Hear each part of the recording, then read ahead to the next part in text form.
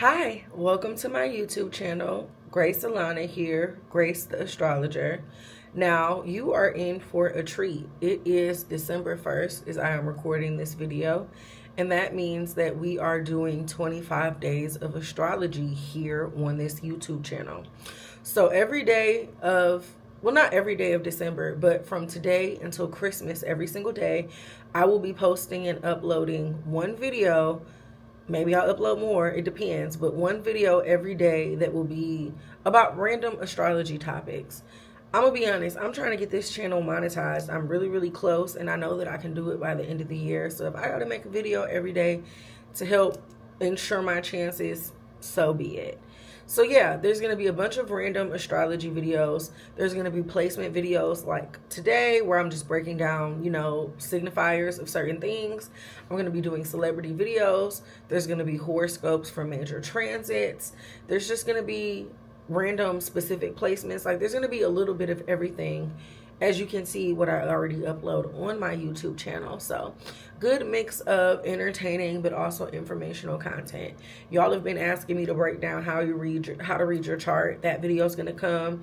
Y'all have been asking about specific placements, specific things, and I pay attention, and I'm going to give y'all what y'all want. So make sure that you are subscribed so that you will not miss any of these videos.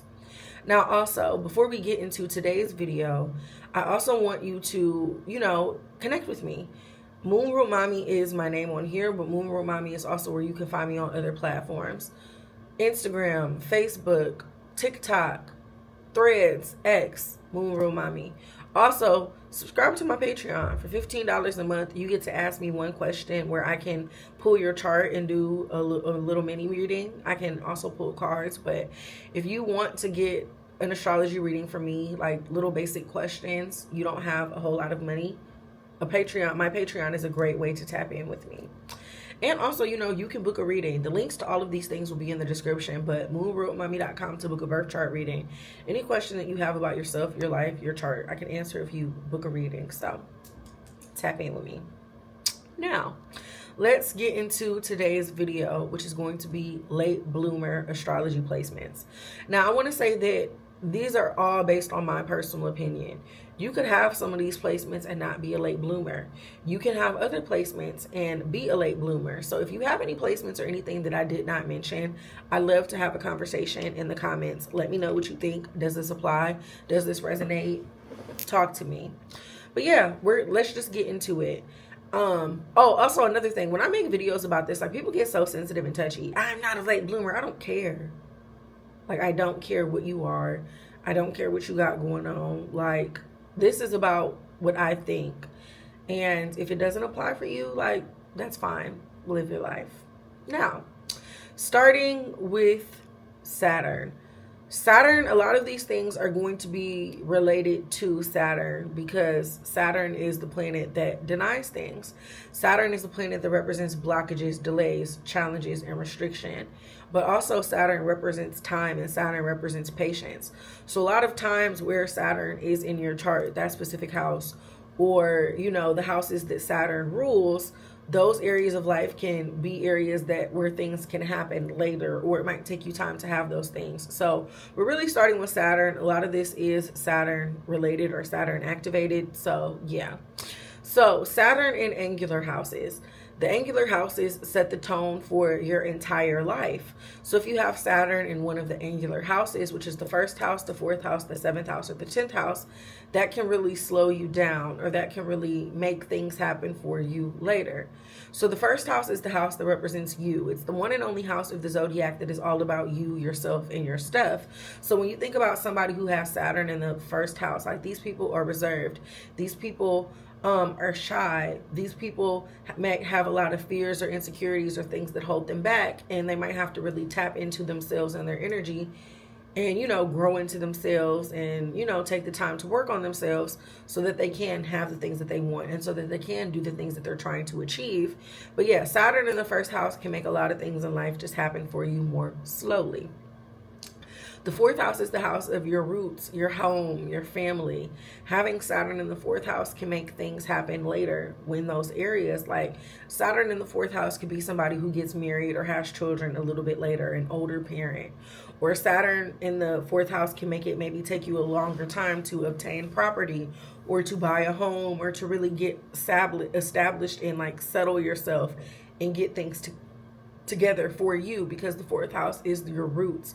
The fourth house is the base of your chart, and a lot of stability and structure and foundational things can be seen there. Saturn in the seventh house. The seventh house is the house that represents relationships and partnerships. Everybody emphasizes the seventh house from the context of like, you know, your spouse, your husband, your wife, your boyfriend, your girlfriend. And yes, the seventh house is that. But the seventh house also represents interpersonal relationships as a whole, in the way that you relate to and connect with literally anybody and everybody on a basic one-to-one level. So if you have Saturn in the seventh house, that can show that like, okay, it might take you a while to connect with people, or you might have a lot of relationships or things that happen later in life. You know, it can show like fears or insecurities or some blockages when it comes to connecting with other people. And then the last angular house is the 10th house, which represents your career, your public image, your reputation, how you're seen, perceived in the public world, your goals when it comes to professional goals and things like that. And having Saturn in the 10th house can make things move slowly for you career-wise. These are the people it might take you a while to figure out what you want to do. It might take you a while to, you might know what you want to do, but it might take you a while to figure out the proper path of execution or the best way or most efficient way to make that thing happen. And yeah, Saturn in the 10th house can deny. But again, I always want to emphasize, especially with Saturn, a lot of these things might happen, might take you longer to get there. You might have to work harder, but once you have it, you can keep it.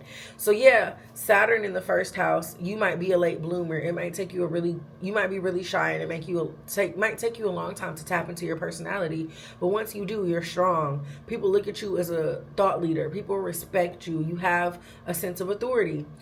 Saturn in the 7th house. Yeah, you know, it took you a while to get into a relationship. You didn't get your first boyfriend until you were 30. But you and that boyfriend stay together for the rest of y'all life. Y'all get married. Y'all have kids. Everything is sunshine and rainbows. So with Saturn, yeah, it takes you time. But like, you can have these things. Another placement Saturn-wise that I noticed can indicate a late bloomer is Saturn in the 5th house. The 5th house is the house that represents joy, pleasure, the things that are fun, the things that we enjoy, the things that are pleasing to us. The 5th house is hobbies. The 5th house is sex, love, dating, romance. So a lot of times people who have Saturn in the 5th house, it's hard for them to have fun. They don't date. They don't have much of a love life. Or these things come later or slower. It might be hard for them to tap into their creativity or creative expression. It might be hard for them to have fun. And Saturn in the 5th house, again, a lot of those things might come later. Even being a parent, Saturn in the 5th house, you might really want to be a mom, but you don't get pregnant until you're 40. It's, again, Saturn might delay, but Saturn does not necessarily always deny. It can deny, but it doesn't necessarily have to. Saturn in the 3rd house is another placement that I noticed, because the 3rd house is the house of communication. The 3rd house is the house that represents learning and understanding as a whole. So Saturn in the 3rd house can make somebody be like a slow learner. And I'm not calling somebody slow, but it might take you a while to properly grasp concepts or understand things.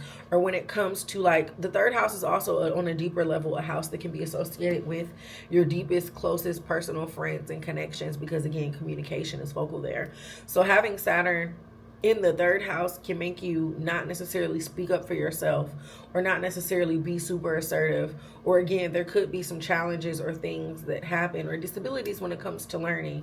And again, it's not that you can't communicate. It just might take you a while to really tap into that area and learn how to say the things that you want to say and remove some of those blockages. Being Saturn ruled or being Saturn dominant.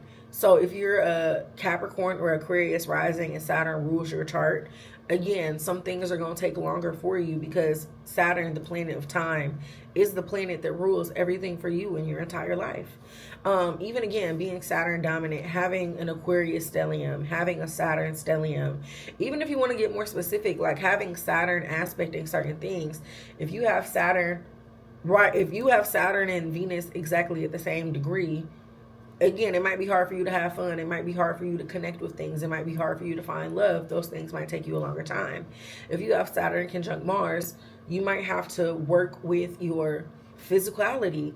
You might be very uncoordinated. You might be somebody who does not have a lot of discipline or structure, and you might have to really invest and work into those things. So yeah, a lot of things with Saturn, because like I said, Saturn is the planet that represents challenges, blockages, delays. Saturn is time, Saturn is patience. So a lot of times where you have Saturn, or where Saturn rules, that area of life could move a little bit slower or take a lot more effort as a whole. Having an uncomfortable chart ruler can make somebody a late bloomer, because again, the chart ruler is the planet that rules your rising sign. So if that planet is not set up for success, that can give you a disadvantage in life, and that can make things happen slower or take a little bit of time. So a chart ruler being uncomfortable, for example, is a planet being fallen or detriment. So let's say you are an Aries rising, but your Saturn is in Cancer. I mean, not Cancer, I'm sorry, I'm still thinking about Saturn, but your Mars is in Cancer, or your Mars is in Taurus, or your Mars is in Libra. Mars don't like to be in those signs. So when it comes to expressing the nature and the essence of things related to you, there can be a disconnect. Even if you have, a planet that is in a cadent house. So the cadent houses are the bad houses per se. These are the houses that don't necessarily make any aspect to the ascendant. So they're seen as houses that are not productive of life or to get things done. So for example, if you have your chart ruler in like the 3rd house, the 9th house, or the 6th house, or the 12th house, those are the cadent houses. So that can indicate that you might have trouble connecting to yourself or certain things when it comes to some of those themes as a whole. So yeah, having your chart ruler in a cadent house cannot be easy sometimes. Even if you have your chart ruler under the beams or combust. So when a planet gets too close to the sun, and under the beams is 15 degrees, I think. No, combust is 15 degrees, and I think under the beams is like 8 degrees. But regardless, when a planet gets too close to the sun, because the sun is the brightest, hottest thing in the solar system, it can literally weaken or damage a certain planet. So let's say you are a Cancer rising, but your sun is at 20 degrees of, say you're a Cancer rising, but your moon's at 20 degrees of Virgo and your sun is at 19 degrees of Virgo.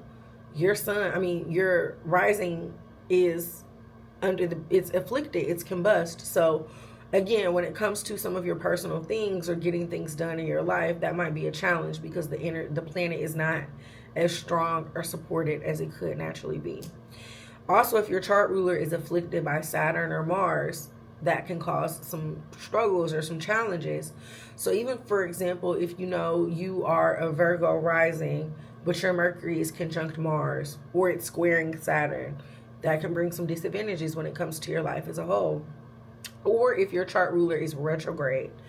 Let's say you are a Leo rising. Well, no, the sun can't be retrograde. That's a bad example. Let's say you are a Taurus rising and Venus is retrograde in your chart. When a planet is retrograde, that energy is expressed more internally, not externally. So you might be somebody who, you want to get things done, or you want to do things, but you might have trouble starting it.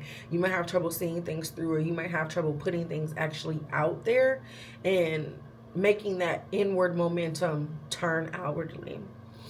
Having 12th house placements can make somebody be a late bloomer, because the 12th house is the house that represents fear, resentment.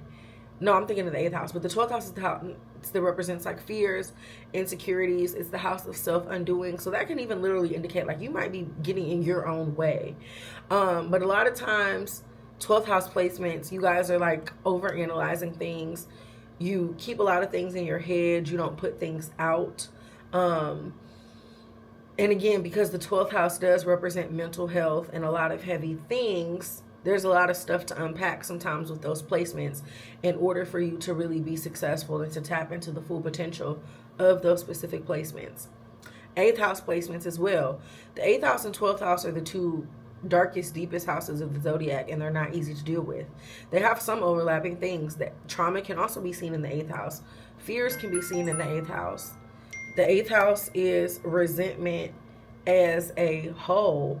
The 8th house represents a lot of things that we hold on to and carry. The 8th house is the house that therapy and your inner psyche falls into. So people who have 8th house placements, again, similar to the 12th house, will a lot of times hold on to things, internalize things. There might be some things that block or get into their way that can cause things to happen later for you.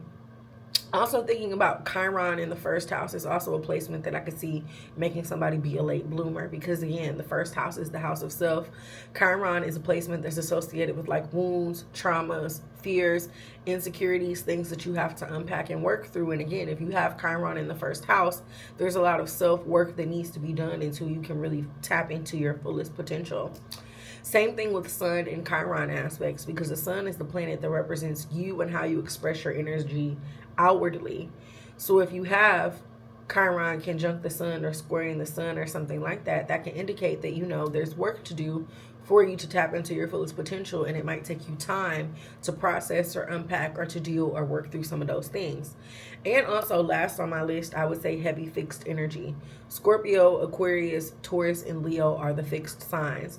So if you have a lot of fixed placements, I could see that manifesting in a lot of fears, a lot of holding on to things, a lot of comfortability, a lot of not necessarily momentum, a lot of I don't want to say stagnancy, because that's not always the best word. Sometimes it can be stagnancy, but yeah, fixed placements can be like stuck in their ways or just used to certain things, and you might not step outside of your comfort zone or take that risk or do the things that you need to do to move forward, because you might be stuck in your ways, or you might be used to something going a certain way in that sense.